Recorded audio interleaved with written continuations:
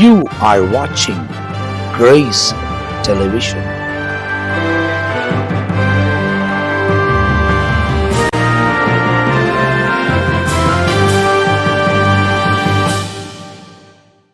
ஆண்டவரும் அருமை இரட்சகராக இயேசு கிறிஸ்துவின் நாமத்தினால் உங்கள் யாவருக்கும் என் அன்பின் வாழ்த்துக்களையும் ஸ்தோத்திரங்களையும் நான் தெரிவித்துக் கொள்கிறேன். தேவனுடைய பெரிதான கிருபையால் மீண்டுமாய் சுவிசேஷம் என்ற இந்த நிகழ்ச்சியில் உங்களை சந்திப்பதில் நாங்கள் மிகுந்த மகிழ்ச்சி அடைகிறோம். தொடர்ந்து வேதத்தின் வசனங்களை உங்களோடு கூட பகிர்ந்து கொள்வதில் எங்களுக்கு ரொம்ப சந்தோஷம். வசனத்தை ஆராய ஆராய தேவன் அநேக மறைப்பொருட்களை நமக்கு தொடர்ந்து வெளிப்படுத்தி வருகிறார். இரவும் பகலும் இதில் தியானமாக இருக்கிற மனுஷன் பாக்கியவான் என்று சொல்லப்பட்டிருக்கிறது.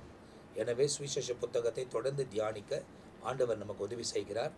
இதை தான் முதலாவது முறை பார்க்குறேன்னு சொல்கிறவங்க இதுக்கு முந்தி போடப்பட்ட எபிசோடுகள் எல்லாம் நீங்கள் பார்ப்பீர்களானால் இதுக்குரிய முழு விவரங்களை நீங்கள் துல்லியமாய் தொடர்ச்சியாய் நீங்கள் அறிந்து கொள்ள முடியும். எனவே இந்த நாளில் போன எபிசோடின் தொடர்ச்சியாக தான் இந்த எபிசோட் தியானிக்கப்படுகிறது. மத்தேயு எழுதின சுவிசேஷம் 2ஆம் அதிகாரம் முதல் கொண்டு ஒவ்வொரு வசனமாய் நாம் முன்னேறி கடந்து போகிறோம். போன எபிசோடில் நம்ம மத்தியில் ரெவரண்ட் ஜான் பீட்டர் ஐயா, பிஷப் ரெவரண்ட் பென்னி ஐயா அவர்கள் ஆண்டவர் சொன்ன காரியங்களை நம்மோடு கூட பகிர்ந்து கொண்டார்கள். இந்த எபிசோடில் நம்ம மத்தியில் பிஷப் ரெவரண்ட் பென்னி ஐயா அவர்களும் ரெவரண்ட் மில்கிசேதக் ஐயா அவங்களுக்கு ஆண்டவர் வெளிப்படுத்துகிற காரியங்களை தொடர்ந்து பகிர்ந்து கொள்ள போகிறார்கள். முதலாவது நம்ம மத்தியில் ரெவரண்ட் மில்கிசேதக் ஐயா அவர்கள் நம்மோடு கூட இந்த காரியங்களை குறித்து நம்மோடு கூட பகிர்ந்து கொள்ள போகிறார்கள். ஆண்டவரும் அருமை இரட்சகராகிய இயேசு கிறிஸ்துவின் இனிதான நாமத்தினாலே நான் ஒவ்வொருவருமாய் வாழ்த்துகிறேன். ஆண்டவராகிய இயேசு கிறிஸ்துவுடைய வம்ச வரலாறையும் இயேசு கிறிஸ்துவனுடைய இந்த 2ஆம் அதிகாரத்தில் மத்தேயு 2ஆம் அதிகாரத்தில் இயேசு கிறிஸ்துவனுடைய பிறப்பின் நாட்களிலே ஏரோதுவின் நாட்களிலே நடந்த சம்பவங்களை குறித்து போன எபிசோட்ல நாம் பார்க்கும்படியாய் தேவன் கிருபை கொடுத்தார். இங்கே ஏரோதுவின் நாட்களில் யூதாவில் உள்ள பெத்லகேமிலே இயேசு பிறந்த பொழுது கிழக்கிலிருந்து சாஸ்திரிகள் எருசலேமுக்கு வந்தார்கள். சாஸ்திரிகள் ஜோதிடம், வான சாஸ்திரம், அடையாளங்களை அறிகிறவர்களாகிய உள்ளடக்கிய ஆசாரிய வகுப்பை சார்ந்தவர்களாக, பக்திக்குரியவர்களாக இவர்கள் காணப்பட்டார்கள். இது பாபிலோனியரால் வழங்கப்பட்ட பெயராய் காணப்பட்டது, சாஸ்திரிகள் என்று சொல்லி. இன்னைக்கு அநேகர் வேதாகமத்தில் இயேசுவின் பிறப்பின் நாட்களில் சாஸ்திரிகள்னா 3 சாஸ்திரிகள் வந்தார்கள் அப்படின்னு சொல்லிடுவாங்க. ஆனால் 3 என்று வேதாகமத்தில் எங்கும் குறிப்பிடப்படவில்லை. அங்கே 3, அதாவது வெகுமதிகளை கொடுத்தார்கள் என்பதற்காக 3 சாஸ்திரிகள் வந்தார்கள் என்பதாக ஒவ்வொரு நாடகத்திலேயும் அல்லது எந்த ஒரு படக்காட்சியிலையும் அது வருகிறதாக காணப்படும். 3 சாஸ்திரிகள் வந்தார்கள் என்று சில போதகர்களும் பேசுவார்கள். இங்கே எத்தனை சாஸ்திரிகள் வந்தார்கள் என்பதை குறித்து வேதம் இங்கே குறிப்பிடப்படவில்லை. இந்த பெயர் பாபிலோனியரால வழங்கப்பட்ட ஒரு பெயர். அவர்களுக்கு சிறப்பான ஒரு அந்தரங்க ஞானம் இருந்ததாக கருதப்பட்டது. ஒரு விசேஷித்த ஞானம் அவர்களுக்குள் இருந்தது. அவர்களில் சிறப்பானவர்களுடைய மனதில் உள்ளதை அறியவும் மற்ற என்ன ஒரு காரியங்கள் வரும் காரியங்களை குறித்து அறிகிற ஒரு நம்பிக்கை உடையவர்களாக அவர்கள் இருந்தார்கள். இயேசு உலகத்திற்கு வந்த பின்னர் பிற தேசம் மற்ற மதங்களை சேர்ந்தவர்கள் அவருடைய மகத்துவத்தை அங்கீகாரம் அளித்து அவரை வணங்கும்படியாக வந்தது இதுவே முதல் முறையாக காணப்படுகிறது. கிழக்கிலிருந்து சாஸ்திரிகள் வந்தார்கள். பின்னாட்களில் தான் வரவிருந்த திரளான ஜனங்களுக்கு முதன்மையானவர்கள் இவர்களே என்று நாம் பார்க்கிறோம்.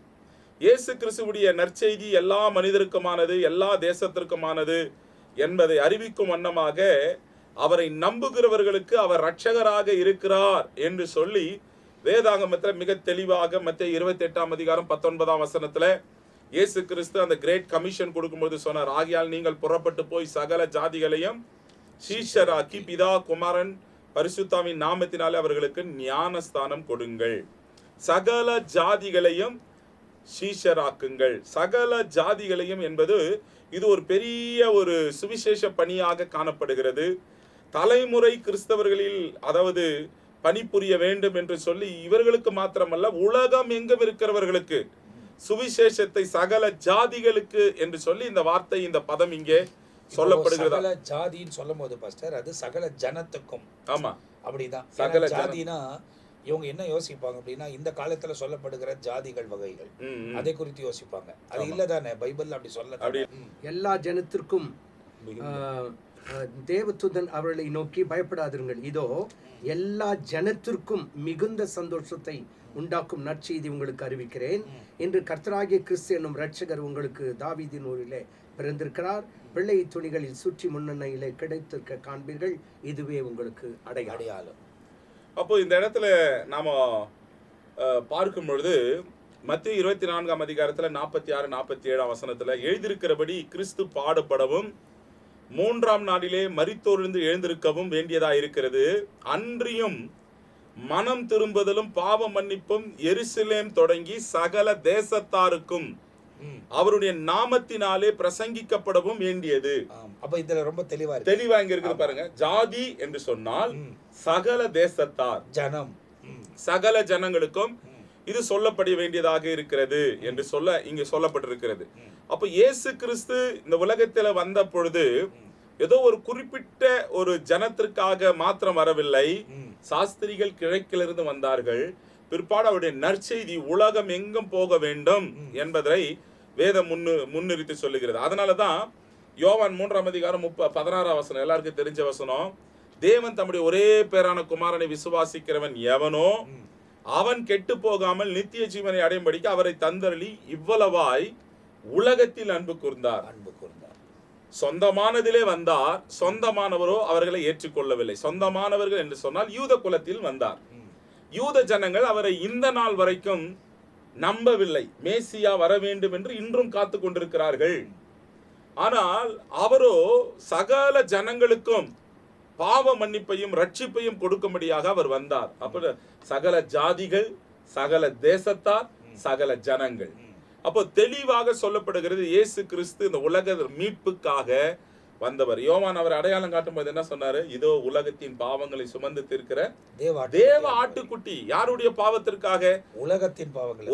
ஒரு கோத்திரத்தின் பாவத்துக்காக அல்ல, ஒரு மனிதனுடைய பாவத்திற்காக அல்ல, உலகத்தின் பாவத்தை சுமந்து தீர்க்கிற தேவ ஆட்டுக்குட்டி என்று சொல்லி அவரை அடையாளம். உலகத்தில் இருக்கிற சகல ஜனத்தின் பாவத்தை நிவர்த்தி செய்யக்கூடியவர் தான் இயேசு வந்தார். ஆமா, அப்படிதான் காண்பிக்கப்பட்டார். அப்ப தனிப்பட்ட ஒரு மனுஷனுக்காக அல்ல. இப்ப தனிப்பட்ட மனுஷனுக்காக அடிக்கப்பட்டது மிருகம், தனிப்பட்ட குடும்பத்துக்காக அடிக்கப்பட்டது மிருகம், ஆடு மாடு புறா, அவங்க வசதிக்கு அதாவது அவங்க குடும்பத்துக்காக அவங்களுக்காக அது அடிக்கப்பட்டது. ஆனால் இயேசு கிறிஸ்து வந்தது சகல உலகத்திற்காக, உலக ரட்சகராக அவர் வந்தார். சகல ஜாதிகளுக்கும், சகல ஜனங்களுக்கும், சகல கோத்திரத்தாருக்கும், சகல ஜனங்களுக்கும் என்பது உலகம் அனைத்தையும் அது குறிக்கிறதாய் காணப்படுகிறது. அப்ப பாருங்க, இந்த எருசலேமுக்கு அவர்கள் வந்தார்கள். கிழக்கிலிருந்து சாஸ்திரிகள் எருசலேமுக்கு வந்தார்கள் என்பது இங்க பார்க்கிறோம். அடுத்து நம்ம பார்க்கும்பொழுது யூதருக்கு ராஜாவா பிறந்திருக்கிறவர் எங்கே? கிழக்கில் அவருடைய நட்சத்திரத்தை கண்டு அவரை பணிந்து கொள்ள வந்தோம் என்று சொல்லி சாஸ்திரிகள் வந்து ஏரோது இடத்துல கேட்கிறார்கள். ஏரோதை குறித்து இங்கே நம்ம பார்க்கும் பொழுது, ஏரோது என்பது ஏரோதியர் என்கிற அந்த ஜனத்தை குறிக்கும். அந்த ஜனம் யாருடையவர்கள் என்று சொன்னால் ஏசாவின் வம்சத்தை சார்ந்தவர்கள் குறிக்கும். அதுக்கு ஆதியாகமம் 25ஆம் அதிகாரத்துல அதுக்கு ஏசாவின் வம்சத்தார் தான் இவர்கள் என்பதை வேதம் சொல்லப்படுகிறது. ராஜா என்று சொன்னால் ஏரோது 1, 2, 3 என்று சொல்லி வரும். இப்ப மோசே வாழ்ந்த நாட்களிலே கூட ராஜா இருந்தான். அப்போ மோசே ஓடின பொழுது வேற ஒரு ராஜா இருந்தான். சின்ன பையனா இருக்கும்போது ஒரு ராஜா இருந்தான். ஆனா அதே பேர் தான் அவனுக்கு கொடுக்கப்படும். ஆனால் அந்த வம்சத்திலிருந்து தோன்றினவர்களுக்கு அதே பெயர் தான் கொடுக்கப்படும். அது பேர் மாற்றம் எதுவுமே இருக்காது. அந்த பார்வோன்னு சொல்றாங்க. ஆமா, பார்வோன் அப்படின்னு சொன்னா நம்ம நினைக்கும் ஒரே பார்வோன் தான். இல்ல ஏறுதுன்னு சொன்னா ஒரே ஏறுது இல்ல, அந்த ஜாதியிலிருந்து அந்த கோத்திரத்திலிருந்து வருகிறவர்களுக்கு. ஏன்னா கடைசியா தேவ ஜனங்களை விடுவிக்கும் போது ராம்சீஸ் இருந்தார் அப்படின்னு தான் அதுல சொல்லப்படுது. ஆமா, ஆனபடினாலே இவ்விதமாக காணப்படுகிறது. அப்போ ஏரோது ராஜாக்கு இது அறிவிக்கிறாங்க. யாரு போய் அறிவிக்கிறாங்க? சாஸ்திரிகள் அறிவிக்கிறாங்க. யூதருக்கு ராஜாவாக பிறந்திருக்கிறவர் எங்கே? இவங்க என்ன நினைச்சாங்க? இயேசு வந்து ஒரு ரட்சகராக ஒரு ராஜாவா பிறந்திருக்கிறார்னா அரண்மனையில தான் பிறந்திருக்கணும் என்று சொல்லி இவர்கள் நேரடியாக அரண்மனையை தேடி போயிட்டாங்க. ஆக்சுவலி இவங்க வந்து நட்சத்திரம் அவர்களுக்கு வழி காட்டினது என்று சொன்னாங்க. பாதியில அந்த நட்சத்திரத்தை அவங்க என்ன பண்ணிருக்கணும்? மிஸ் பண்ணிருக்கணும். ஏன்னா நட்சத்திரம் நேரா ராஜா ஏரோதிலிருந்து இடத்துக்கு இல்ல, சில வந்து நேரத்துல சுயதனமா நடந்து கொள்ற சில ஆமா, அதாவது நட்சத்திரத்தை ஃபாலோ பண்ணி வந்த உடனே எருசலேமுக்கு வந்த பிறகு எருசலேம்ல எங்க அரண்மனை இருக்கு அங்க உள்ள நுழைஞ்சிட்டு இருப்பாங்க. காரணம் என்னன்னு கேட்டா அரண்மனையில தான் இயேசு பிறந்திருப்பார். அங்க வந்த உடனே இவங்க சொந்த இஷ்டமா செய்ய ஆமா, மாட்டாங்க. அப்போ என்னாச்சு, வழி நடத்தின நட்சத்திரத்தை விட்டு விட்டு சுய புத்தியின் மேல் சாய ஆரம்பிச்சாங்க. அங்கதான் பிரச்சனையே வந்தது. சுய புத்தியின் மேல் சாய்ந்து ஏரோதுடைய அரண்மனைக்கு போயிட்டு அங்க கேக்குறாங்க, யூதருக்கு ராஜாவாக பிறந்திருக்கிறவர். இப்போ அது நிமித்தமா வந்த பிரச்சனைகள், அது நிமித்தமா இப்போ தொடர்ந்து அதுக்கு பிறகு வரக்கூடிய பிரச்சனைகள் எல்லாம் நம்ம பார்க்க போறோம். ஆனா அதுல வரக்கூடியதெல்லாம் ஏற்கனவே தீர்க்க தரிசனம் உரைக்கப்பட்டுக்கிறது தானே, அதனால தான் அப்படி நடக்குது பாஸ்டர். உண்மைதான். ஆனாலும் கூட நாமும் சில நேரங்கள்ல தேவனை பின்பற்றி போயிட்டே இருக்கும்பொழுது அவரையே நோக்கி போனோம். ஏன்னு கேட்டா வசனம் தெளிவா சொல்லுது, மேகம் போன்ற இத்தனை சாட்சிகள் நம்மை சூழ்ந்து கொண்டிருக்க பாரமான யாவற்றையும் நம்மை நெருக்கி நிற்க பாவத்தையும் தள்ளிவிட்டு விசுவாசத்தை தூக்கிறோம் முடிக்கிறோம் ஆகிய இயேசுவையே நோக்கி நமக்கு நியமித்திருக்க ஓட்டத்தில் ஓடணும், பொறுமையாய் ஓட. இல்ல அது நிறைய பேர் என்ன பண்றாங்கன்னா, ஒரு குறிப்பிட்ட டைம் வந்த உடனே மனுஷனை சார்ந்துக்க ஆரம்பிக்கிறான். சில தாளந்து பெற்றவங்களை சார்ந்து கொள்ள ஆரம்பிக்கிறான்.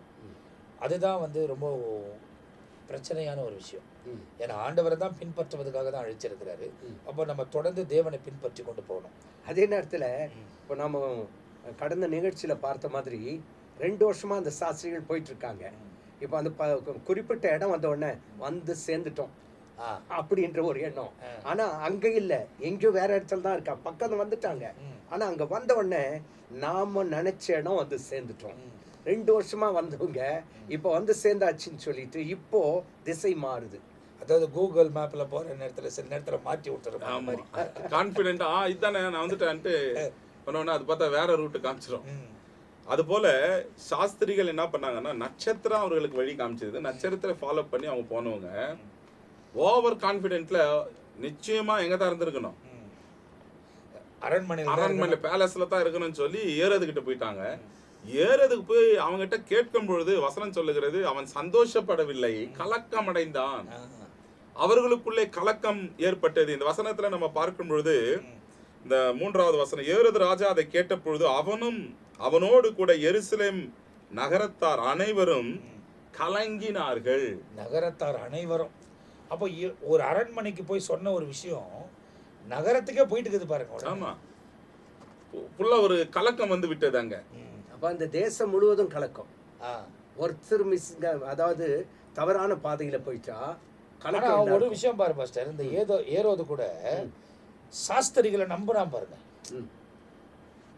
ஏய் நீங்க ஏதோ சொல்றீங்க சும்மா அப்படிலாம் சொல்லாதீங்க, போங்கப்பான்னு அனுப்பி விட்டுக்கிறேன், எங்கேருந்து வந்தீங்க நீங்க போங்க அப்படின்னு. ஆனா அந்த நாட்கள்ல அவங்க நம்பக்கூடியவர்களா இருந்தாங்க.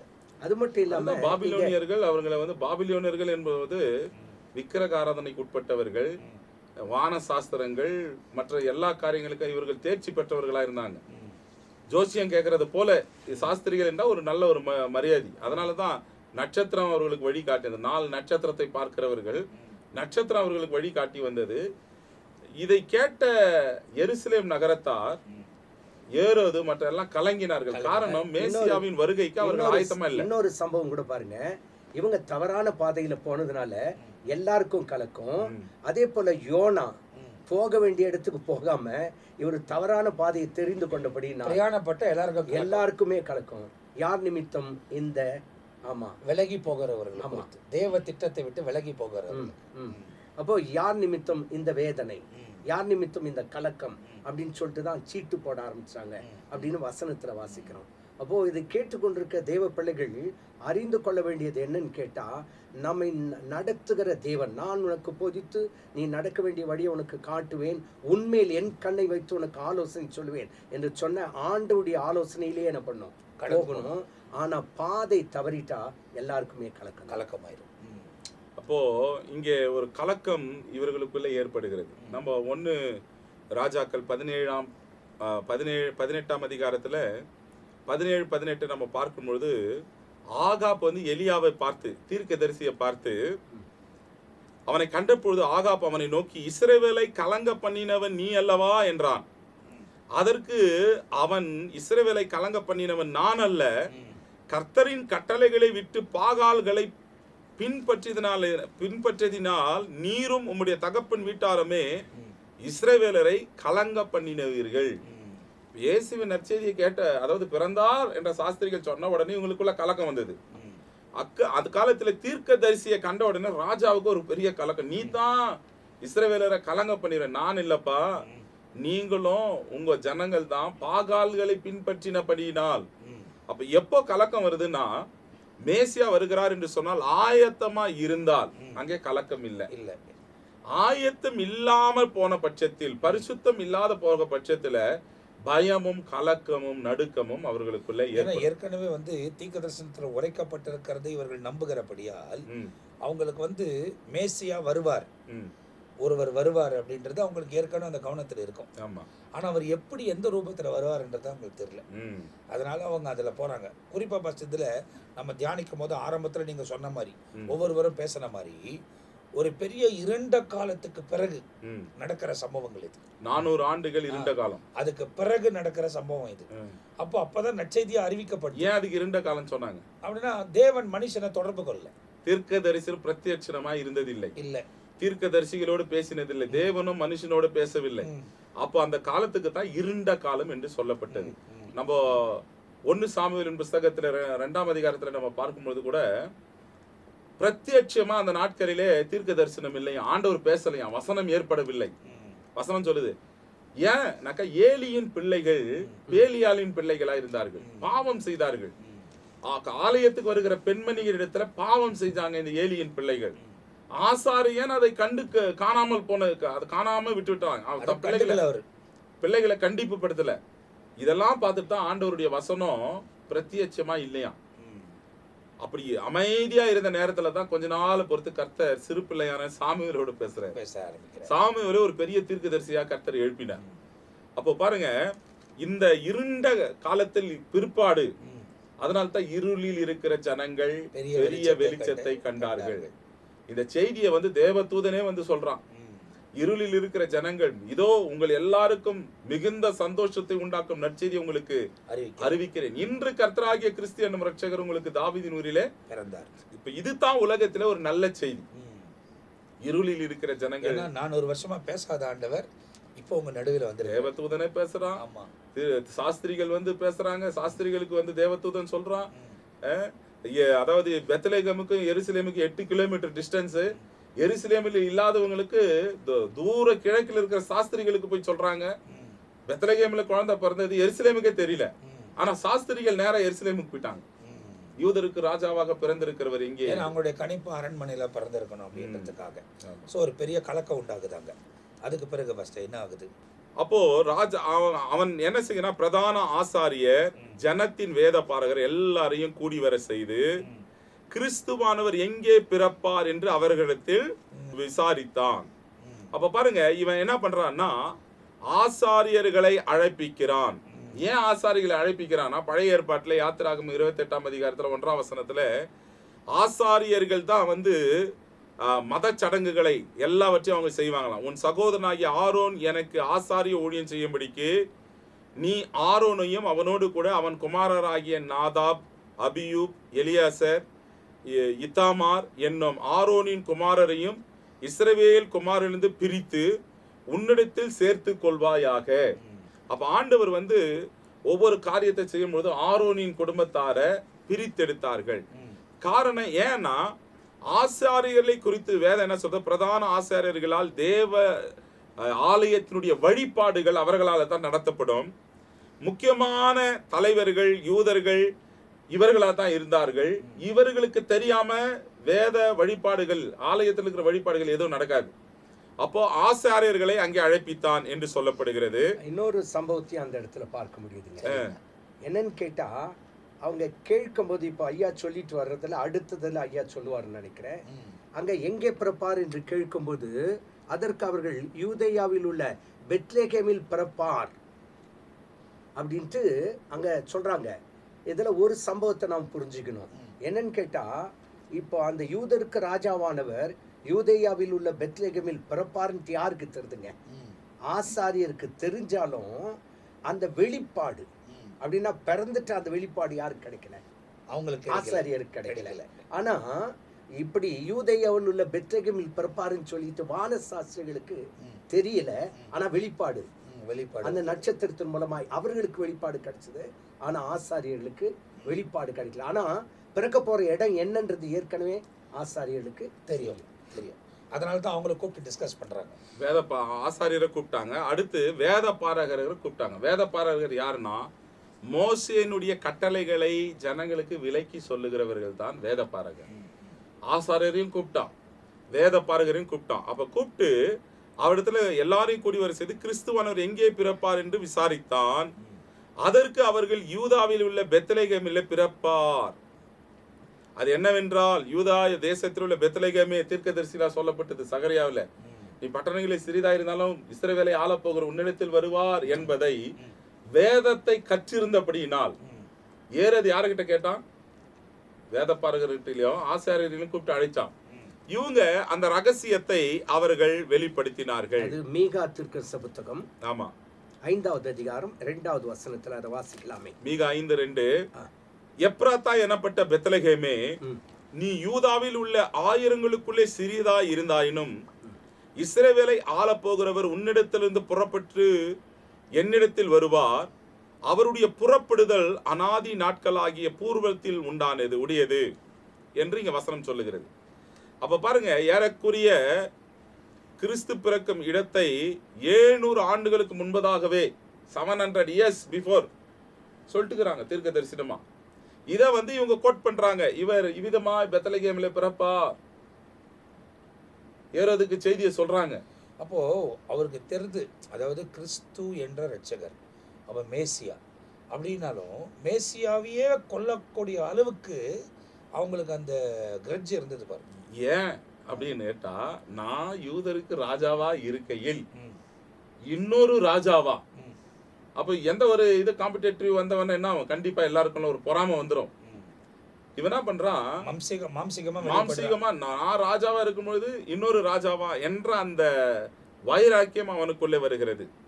அப்ப பாருங்க, பிறப்பார் என்று சொல்லி அவர்களுக்கு செய்தி சொல்லப்பட்ட உடனே தீர்க்கதரிசிகளால் இது கூறப்பட்ட காரியங்கள், ஏறக்குறைய 700 ஆண்டுகளுக்கு முன்பதாக சொல்லப்பட்டதான இந்த தீர்க்க தரிசனங்களை இவங்க வெளிப்படுத்தினாங்க.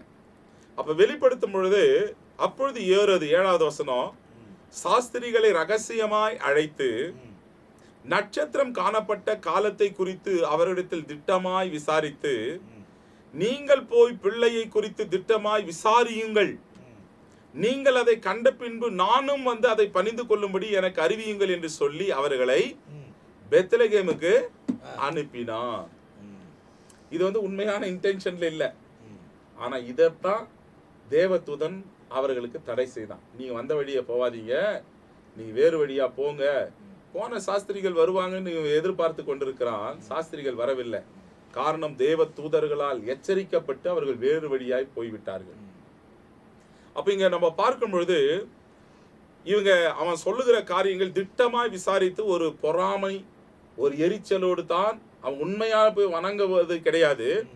அவன் செய்த காரியங்கள் இவ்விதமா, நீங்க நட்சத்திரத்தை விசாரிங்க, நீங்க போய் எந்த இடத்துல குழந்தை இருக்கிறது, எந்த ஸ்தலத்தின் மேல இருக்குது, எல்லாத்தையும் பாருங்க என்று சொல்லி அவன் விசாரித்து என்கிட்ட சொல்லுங்கன்னு சொல்றான். அதாவது இப்ப சொல்றாரு. அப்ப நீங்க பார்க்கும்போது தேவ திட்டம் நிறைவேறும்படி பரலோகம் எப்படி கூடவே இருக்குது பாருங்க. தேவ தூதர்கள் கூடவே, அதாவது என்னென்ன நடக்குது, என்னென்ன நடக்குதுன்னு பார்த்துட்டே இருக்கிறாங்க. ஏன்னா அதுதான், எப்பா நீ இந்த வழி வேணா வேற வழியா போயிருன்றான். அப்ப அந்த அளவுக்கு செய்தி பரலோகம் கொடுத்துட்டே இருக்கு, ஒரு தேவ திட்டம் நிறைவேறணும்னா.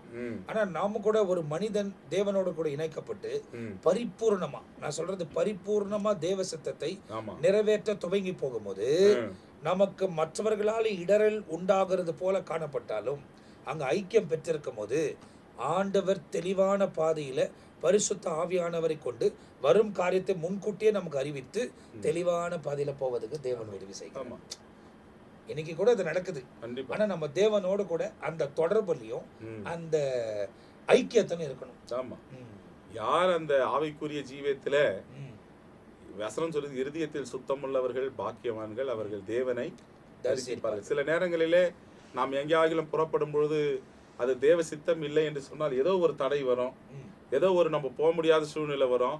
நம்ம அங்க போனோம்னா அது கதையை அங்க வேற ஆயிட்டு இருக்கும். ஆண்டவர் அந்த நம்ம போகாத அதை தடை பண்ணியிருப்பார். சற்று தாமதமா போயிருப்போம், ஏதோ ஒரு காரியங்கள் ஆயிருக்கு. இது தேவனுடைய திட்டம்.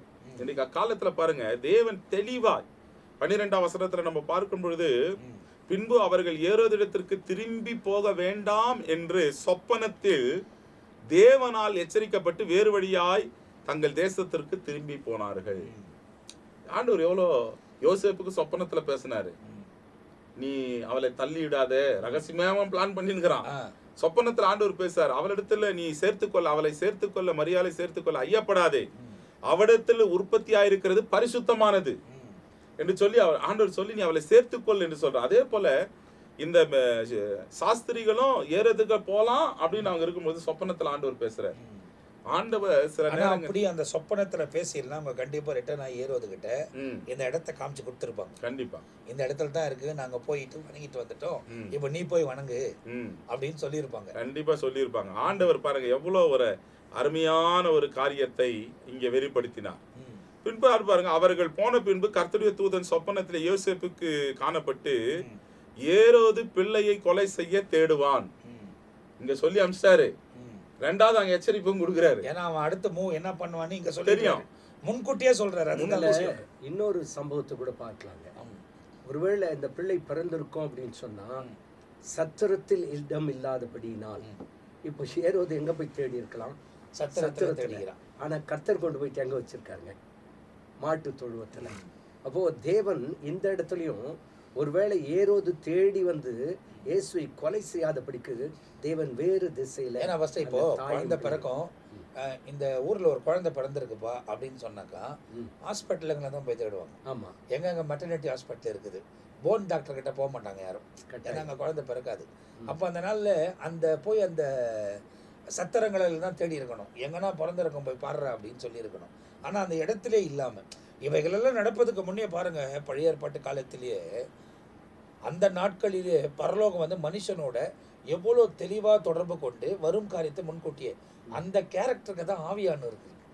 அவரோட நம்ம இணைக்கப்படும் போது சத்திய ஆவியானவர் வரும்போது சகல சத்தியத்துக்குள் நடத்துறது இல்லாமல் வரும் காரியத்தை உங்களுக்கு முன்கூட்டி அறிவிப்பார். அந்த தேவன் அந்த பிளான் கரெக்டாக பிளான் போட்டு அனுப்புகிறாரு.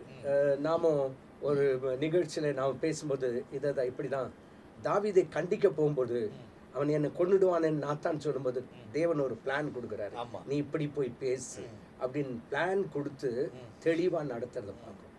அப்போ அந்த இடத்துல அப்படி இருக்கு. ஆமாம், அப்படி பார்க்கும் பொழுது அதாவது இங்கே வசனம் என்ன சொல்லுதுன்னாக்கா, அவன் கொலை செய்ய தேடுவானே அப்படின்னு நாங்கள் சொன்ன உடனே, ஏன் அவன் தேடுவான்னா, தான் சிங்காசனத்துக்கு போட்டியா, தான் மகன்களுக்கு போட்டியா இன்னொரு ராஜா பிறந்திருக்கிறானா, அவனை வளர விடக்கூடாது என்பதை ஏறது அந்த தீய எண்ணத்தை அவன் வைத்து மனிதனுக்கும் தேவனுக்கும் பெரிய ஒரு எதிராளியாகிய இருக்கிற சாத்தானும் கூட நின்றான். ஏன்னா தேவ திட்டத்தை அழிக்க அவன் பிளான் பண்றான். இப்போ ஏறதுக்கு இன்னும் கொஞ்சம் பக்கபலனா இருக்கிறான். இயேசு கிறிஸ்து வந்த நோக்கம் என்ன?